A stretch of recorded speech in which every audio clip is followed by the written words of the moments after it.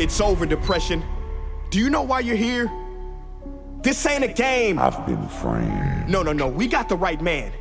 You are being charged with the first-degree murder of millions of people, an infinite amount of agony, along with the pain and suffering of their families. You're the worst killer of all time. Just look at your crimes. You've taken more lives than Hitler and Stalin combined. It was the call that changed their lives. Just 4 days before his 13th birthday, Brad and April Hunstable's son, Hayden, died by suicide. 11 to 17-year-olds have been more likely than any other age group to experience symptoms of anxiety and depression during the pandemic. Experts say parents should be aware of behavioral and personality changes. If a child becomes more irritable or withdrawn for longer than 2 weeks or talks about dying, they should reach out for help. He was found dead in his home. Cause of death was suicide, but that ain't true. It was not suicide, was it? It was you. The term resilient is used to describe children and youth, but during the COVID-19 pandemic, at what point is the burden too much for them to bear? Schools are closed, peer isolation is high, extracurricular sports and activities canceled.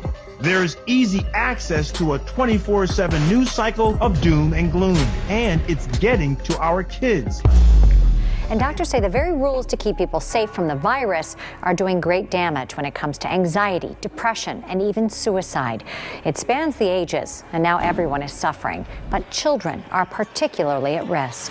At Lurie Children's Hospital, emergency room physicians are seeing a 50% increase in mental health visits. So while children are not getting as sick as adults with SARS-CoV-2, the virus that causes COVID-19, there is another contagion that is threatening them. You don't just kill people, you steal their will to live. We're gonna lock you up for all the evil things you did. You're not a mere identity thief. Yeah, you take identity, but you also take energy, memory.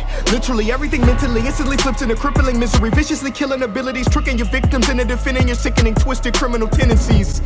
Let me take it slow. You're a pathological liar, sir, a troll. 300 million face you each year. But you're so bold, you manage to convince each one that they're all alone. That's cold. You're gonna pay for your crimes. When people ask your victims how are they, you brainwash them to say, I'm fine. He said, Mom, I just don't know what to do. It's the last thing he said to me.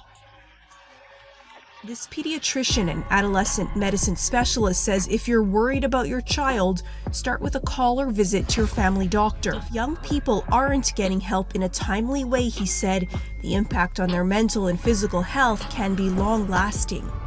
It's gone. It's permanent. It's freaking permanent. I mean, how could you? I was just a kid then, but you were so brutal. You tortured me for years. I believed your sick lies. Like eating acid, you destroyed me from the inside. I can't explain the pain of what it's like sleeping for 12 hours, waking up and still being drained. No, waking up wanting to die or go back to sleep, cause that's the only place where there seems to be peace. I didn't want to shower, didn't want to get dressed. It took too much energy to reply to a text. I was diagnosed with major depressive disorder and anxiety about 1.5 years ago, and I struggled with it for roughly a year before diagnosis. This is not a sad story. This is a success story. I still suffer, and I still struggle to get up every morning, and I still second-guess all of my relationships, and I still have trouble concentrating, and I still don't feel safe for myself, but this is a success story because I lived. All of this evidence will never lock you in a cage. We stop you in the real world when we say your name. We stop you when your victims are no longer shamed. We stop you when your victims are no longer blamed. And we raise the emotional IQ of the world and teach people of the many ways they can fight you. We don't have to despise you. Once we understand who you are, we can redefine you. That's when a light will shine through, and our greatest pain will become our greatest strength because we survived you. That's when a light will shine through, and our greatest pain becomes our greatest strength because we survived you.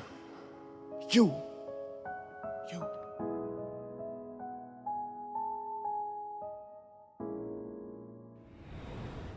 If you think that you may have depression, talk to your primary care doctor.